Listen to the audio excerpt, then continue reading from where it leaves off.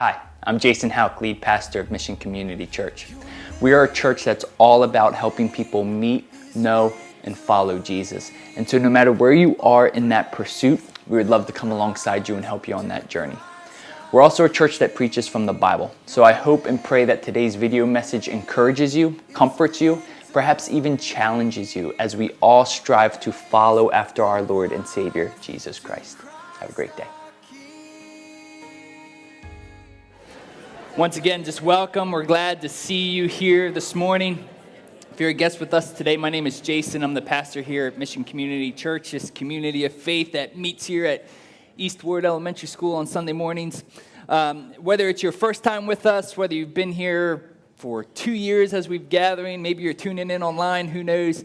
We just want to welcome you. And my hope and prayer is always that we would clearly hear from God, each and every one of us. Each and every one of us bring different situations and different just seasons that we're in currently. And so I pray that God weeds through all of that and speaks specifically to you. Since June, we've been going through the Old Testament book of Judges. And it's an interesting book. It's one of the books that has the craziest, most disturbing, gruesome stories that you'll probably read in the entire Bible. And we've been doing this series that I've entitled Scandalous Grace. And the idea is that even in the midst of how much sin and how much scandal we can get ourselves into, God continues to pour out his mercy and his grace upon his people to accomplish his plans and purposes. What the book of Judges gives us is really a snapshot into Israel's history when they fell into this cycle of sin over and over and over again. It's basically characterized like this, that the people would essentially disbelieve and disobey God. They were told to live by a certain set of rules, a moral code. We're probably most familiar with them as the 10 Commandments. But they would totally ignore God's command and do their own thing. And their disobedience eventually ends up in complete just desertion of God altogether. So they start adopting the culture and the customs and the gods of the surrounding peoples and gave their worship away to other gods. And the book of Judges is actually pretty strict to say that they whored after these other gods. Well then, God would judge them. God is a jealous God. He's a God that hey, I created you. I brought you into this promised land. I gave you these set of laws, not to oppress you, but that you might have life and live more abundantly. But since you have deserted me and disobeyed me, I'm going to send disaster upon you. And usually that was in the form of an outside people group oppressing them and terrorizing them. Until eventually the Israelites just cry uncle. They need surrender. They need deliverance. And through God's grace, he would raise up a judge. Now, the judges that we think of are these black-gowned, gavel-hammering people that sit behind this big wooden platform, but these aren't the types of judges in the book of Judges. If you take a governor and a general and kind of melt them into one person, that's what the judges were that God would raise up in the Old Testament book of Judges. So over and over and over again, the Israelites would fall into this cycle of sin. And with each pass of this cycle, they would fall farther and farther, and the sins would get worse and worse and more horrific and more scandalous and more disturbing. Now, it's interesting about Israel that during this time, they had common ancestry, they had common language, they had a common religion, but they very much functioned as distinct tribes, much like the 13 original colonies when this country was established. And the hope was that God would ultimately be their king, that the people would look to God as their ruler and their leader, but they would desert him and disobey him and end up in these disasters. And there's something that Israel has in common with me and you. They didn't like to be told what to do, and nor do we. And so what would happen is that there was this law, and this law that was written thousands of years ago, and it doesn't really fit the times, and so is it really appointed to do that? And as they continued to fall farther and farther in this cycle of sin, they continued to turn their backs on God, and the book of Judges closes with just a cesspool of a story. And that's what we're going to tackle today. Judges 19 through 21. Now let me put this word of warning out there here this morning. This is a very disturbing story. And so if you have kids that are maybe in the elementary school age, I don't really see any in here, but if you do have them in here today, you might want to consider checking them into Mission Kids. I'm not going to get graphic or anything like that, but just the content. You'll see how just disturbing some of this story is. And I also want to say this. I've been talking to Colleen over the last couple of weeks about this story, and she's like, oh, you can't share that. This is the story. Huh? But it's in here. It's in the Bible. So I'm not going to skirt around from it. I'm not going to ignore it. We're going to tackle it head on. The story begins in Judges chapter 19, if you have your Bibles. And we're introduced to a Levite man who is living in a region called Ephraim. Now, this isn't the same Levite that Pastor Dennis spoke on last week. This is a totally different individual. The Levite man has a concubine.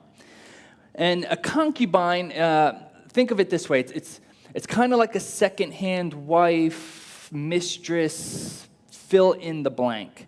Now, this concubine is from Bethlehem. And this concubine was a legal thing during that time, but it definitely went against the code of morality for the Israelites. And if you remember, because the Israelites, when they inherited the promised land, they were specifically told to drive out all the different people groups, because God knew if they didn't, they would end up adopting some of their cultures and their customs. And so to have a concubine was very much a practice that the Canaanites would pursue and practice.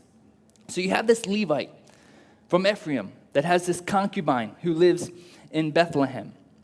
Now, another problematic just issue right off the bat here is that the people of the tribe of Levi were the priestly ones. I mean, these were supposed to be the spiritual leaders of all of Israel. And so you can already see where okay, the religious leaders, the spiritual leaders of all of Israel, he has this concubine for a wife. It's already a problematic situation. So the story opens up with this Levite and his concubine. The text says that the concubine was unfaithful to the Levite. You can read about this in the early part of Judges chapter 19. They had an argument. Maybe some words were said that they wish they hadn't said, and so this concubine packs up her stuff and moves back down into Bethlehem with her parents. Well, after some time goes by, about 4 months, and for one reason or another, this Levite decides that he wants his concubine back. Maybe he wants to restore the relationship. Maybe he just misses out on the midnight calls. Who knows? But he goes after this concubine in Bethlehem. He travels through a land that's occupied by the tribe of Benjamin into the land of Judah, where the city of Bethlehem is. And here's where the story starts to get a little bit weird. So you can imagine this concubine, she's sharing all that's happened with this husband to her parents. And so the father's not too thrilled when the Levite shows up asking for his wife back, his concubine. And so the father decides, you know what, let's talk, let's chat. Here's a drink, have a drink. And before long, this father is getting this Levite drunk night after night after night after night. And so the Levite would wake up the next morning, and noon would be, come around, try to shake off this hangover, and he would try to leave Bethlehem. But the father would say, no, it's too late in the day. Don't leave now. Just sit, relax, get an early start tomorrow. And then feed him a drink. And then another drink. And another drink. And before you know it, he's wasted. And this happens day after day after day until finally the Levite's like, no, I have got to go. So he takes his concubine. When he leaves Ephraim to go to Bethlehem, he takes a male servant and 2 donkeys, and he sets off back home to Ephraim. Well, because they got a late start, it's beginning to get dark, and they come upon a city that's inhabited by the tribe of Benjamin called Gibeah.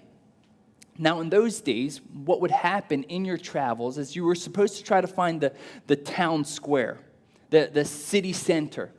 And there was an unspoken code back then referred to as the law of hospitality. And so you would go to the city center, and someone should have come up and offered you a place to stay for the evening. It was this law of hospitality. And so they're in this city center waiting for someone to offer this, and they're getting dirty looks. And people just seeing them but walking right by. Until eventually an old-timer shows up.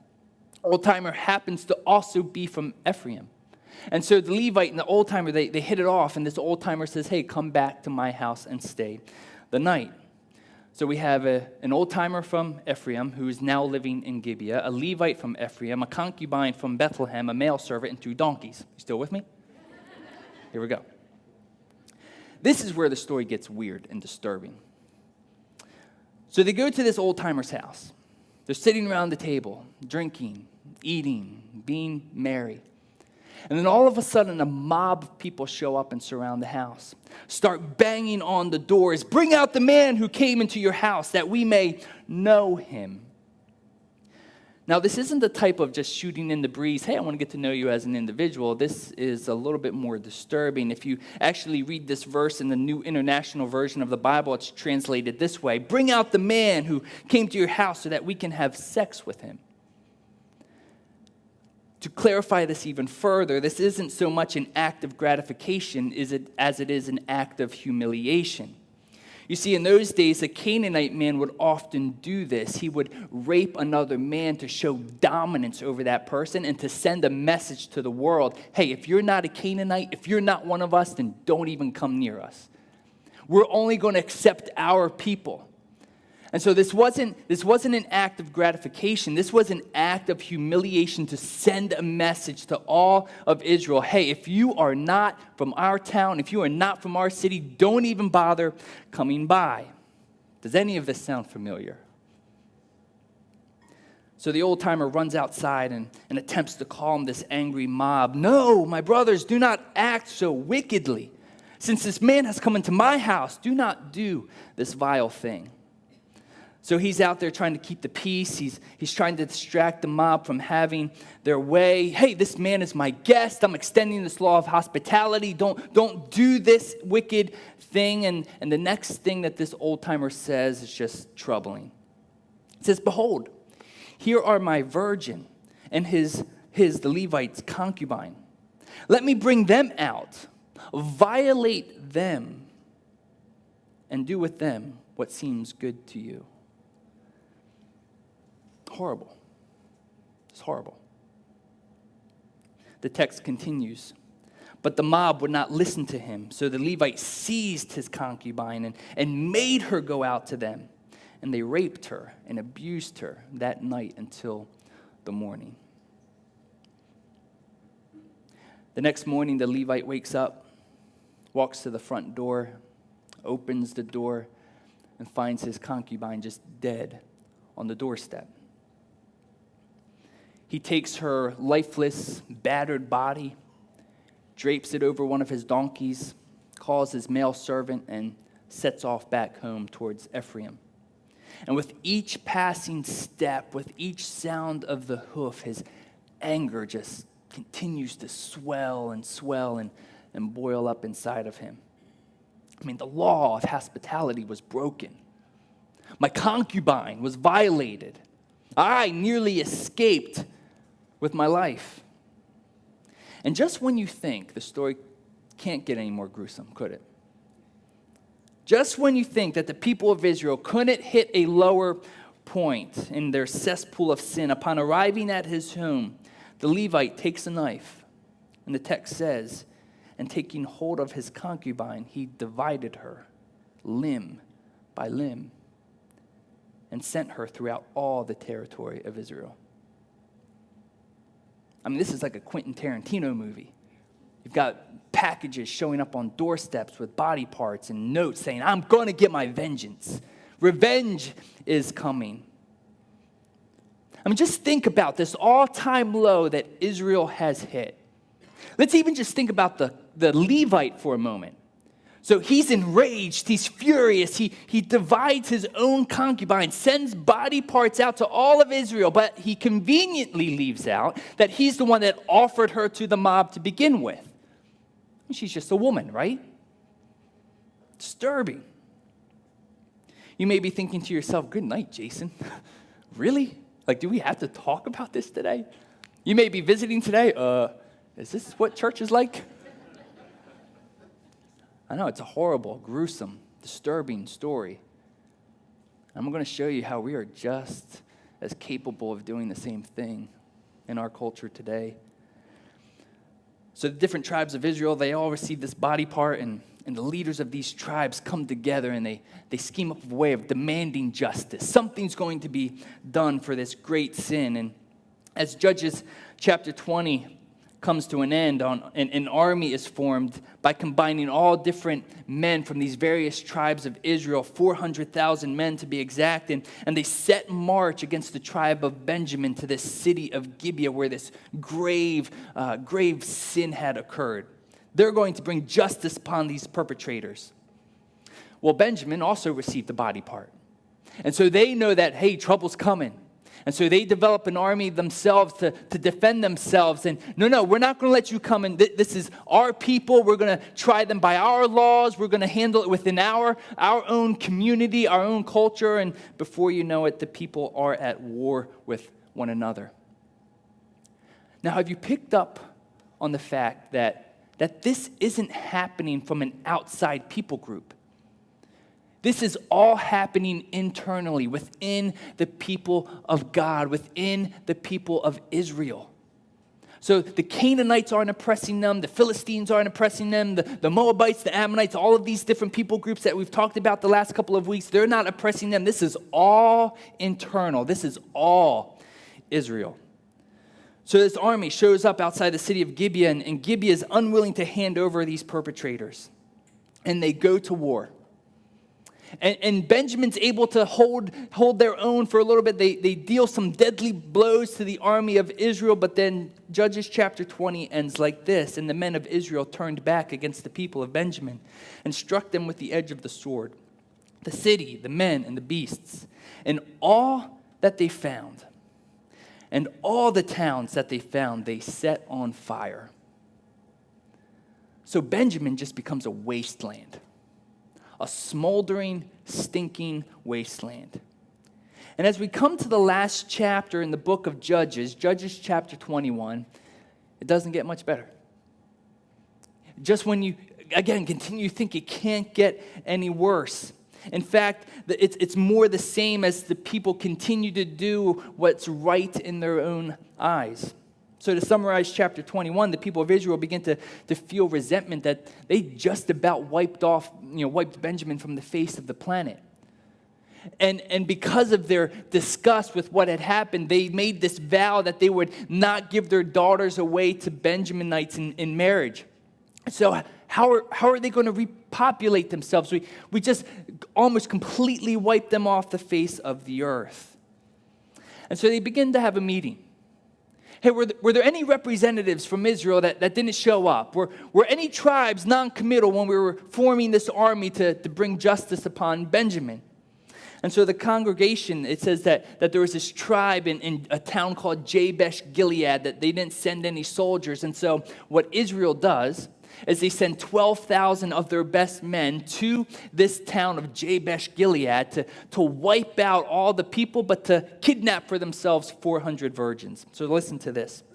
So the congregation sent 12,000 of the bravest men, and there commanded them, go and strike the inhabitants of Jabesh Gilead with the edge of the sword, also the woman and the little ones. This is what you shall do. Every male and every woman that has lain with a male, you shall devote to destruction. Take them out. Wipe them out. And they found among the inhabitants of Jabesh Gilead 400 young virgins who had not known a man by lying with him. And they brought them to the camp at Shiloh, which is in the land of Canaan. The Israelites are completely out of control at this point. Completely sinking in their cesspool of sin. They round up a group of 400 virgins, and back in Judges chapter 20, there's a verse that talks about there were these 600 Benjaminite men who escaped the battle, and they just went and hid in the caves for a little bit. And so the Israelites tell them, hey, come back. We're going to repopulate your tribe. We have these 400 virgins, but there is a problem. There's 600 men and only 400 virgins. So how are we going to rectify this situation? Somebody raises their hand. Yeah, there's this celebration, this festival that happens up in Shiloh every year. There's this part in the ceremony where these young girls come out and dance. And so why don't we just send 200 of the men who don't have wives yet to hide in the woods and go get themselves a woman? Is that basically what happens?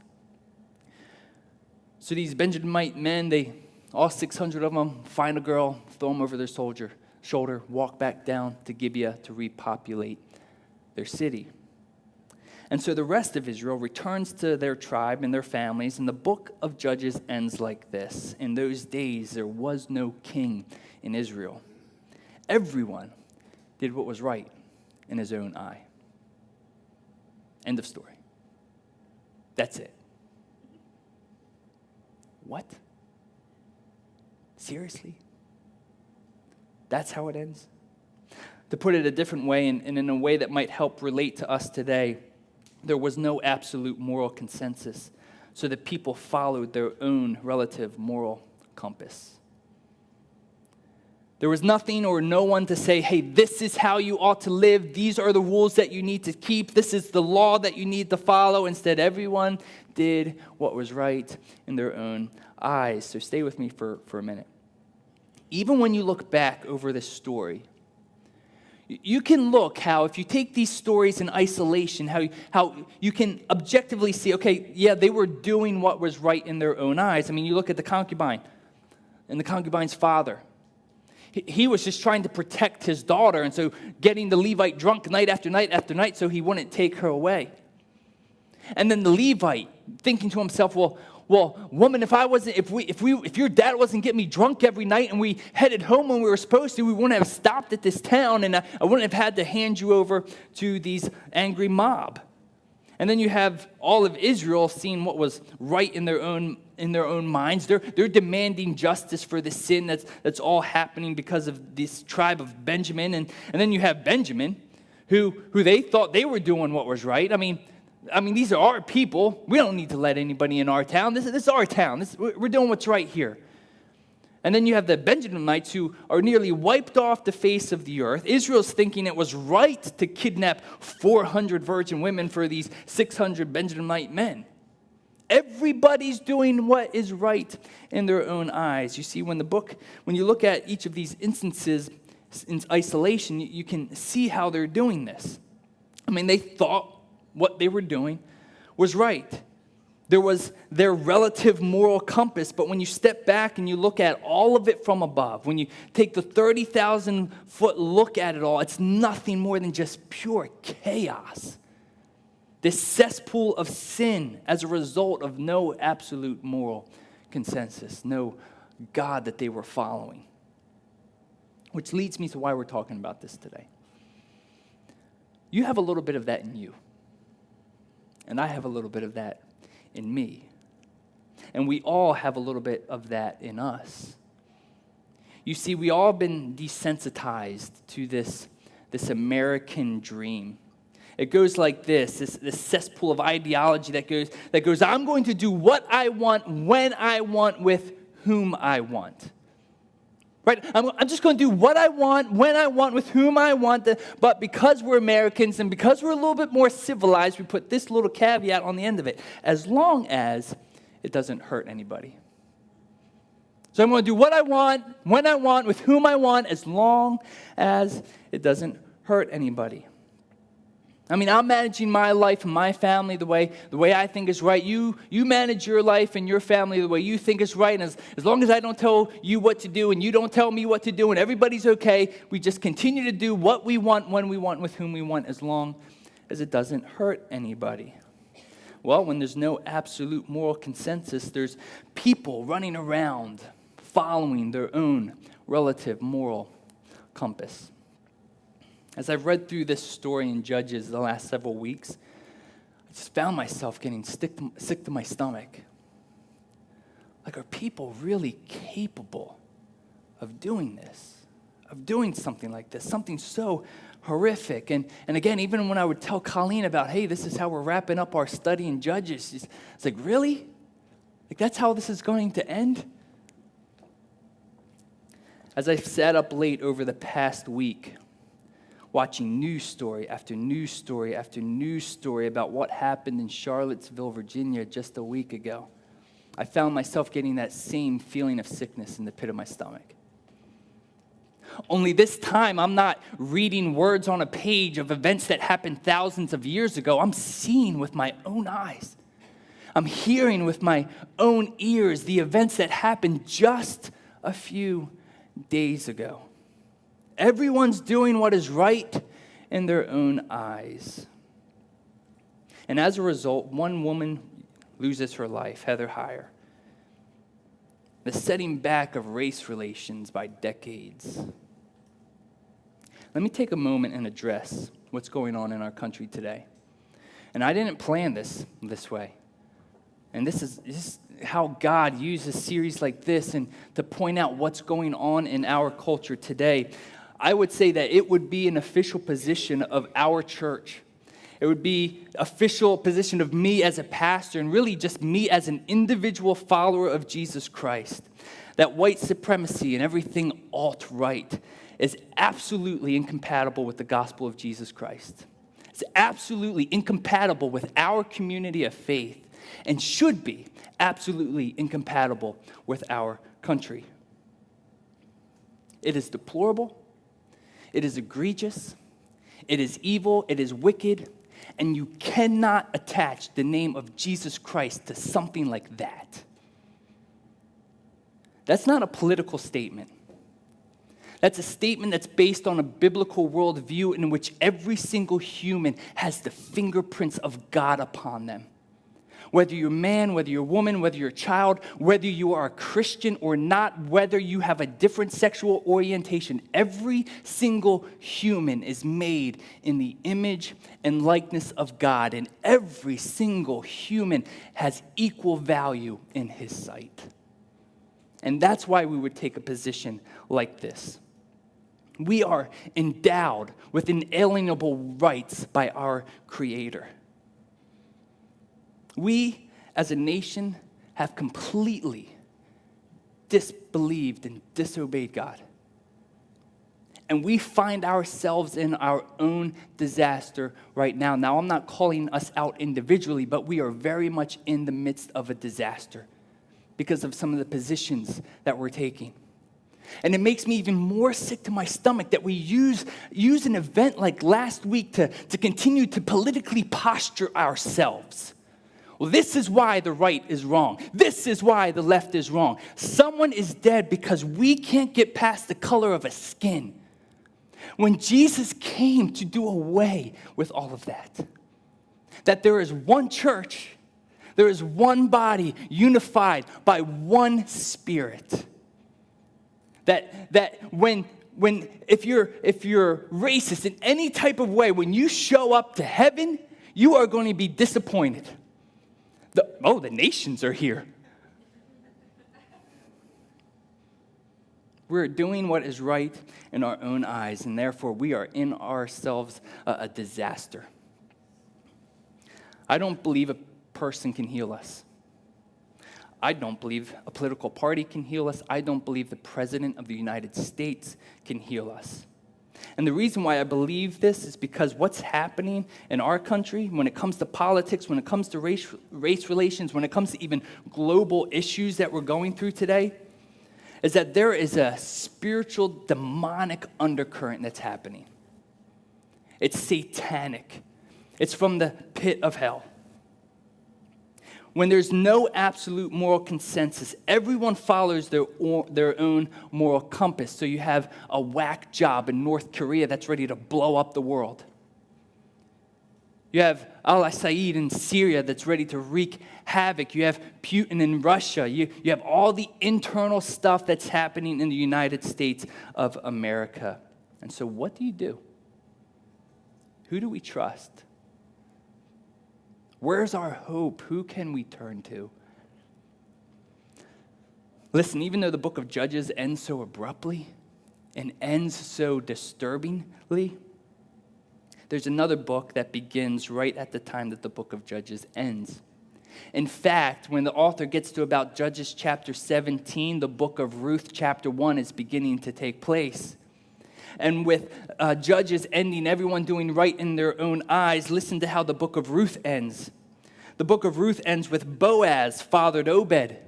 And Obed fathered Jesse, and Jesse fathered David. And David would eventually father a son, who would father a son, who would father a son, until eventually you would have a son named Jesus. The only one who can bring healing to you, to me, to our country, to this globe is the healer of all healers, the one and only, the one who holds this world in the palm of his hands, the one who holds our lives in the palms of his hands, the one who is sovereignly in control of all things and raises up kings and tears them down, the one who comes to bring peace, the one who has come to bring life, the one who has come to reconcile all nations and all people groups to himself and all ethnicities as one church, as one communion of saints. And Jesus' story is the most scandalous, most disturbing of them all. Because you see, when Jesus comes, he lives a perfect life. He tries to bring life to you and to me, but he ends up in front of a Roman court unfairly tried for doing nothing wrong. And these Roman leaders, these religious leaders, they sentence him to death. And back in those days when someone would be crucified, if you read anything from the historian Cicero, it was the most brutal event that you would ever experience. Even before they would hang someone on a cross, they would take a whip, a cat of nine tails, and start ripping open their flesh. And Cicero even said it wouldn't be uncommon for that whip to grab a hold of a rib bone, and before you know it, there's bones flying out into the crowds. That's how brutal this was. Strip a person completely of their clothes, hang them on a cross, urinating, defecating all over themselves, trying to survive, trying to breathe. And he did nothing wrong. He came to bring life. And we threw it right back in him, all while the religious leaders are patting themselves on the back saying, this is right. We're doing what is right. We're bringing judgment. The only hope that you or I have, the only hope that this country has is in Jesus Christ. He is the one who brings healing. He is the one who brings peace. He is the one who brings life. Why? Why is this story so gruesome? Why does it have to be so disturbing, so scandalous? Grace, what have you done? Murdered for me on that cross. You were accused in absence of wrong, my sin washed away in your blood. Too much to make sense of it all. I know that your love breaks my fall. The scandal of grace. You died in my place, so my soul will live. You see, Jesus' death not only pays for our sin, it transforms us from the inside out. It transforms our hearts and minds so that we become the kind of grace-filled people that God created us to be. On June 17th, 2015, a white supremacist named Dylan Roof enters into an African Methodist Episcopal church in Charleston, South Carolina, and kills 9 people. During his arraignment, during his hearing, families from this church show up to this hearing, and they say this to him: you took something from us that we can never get back. But Jesus forgave us, so we're going to forgive you. How does someone do that?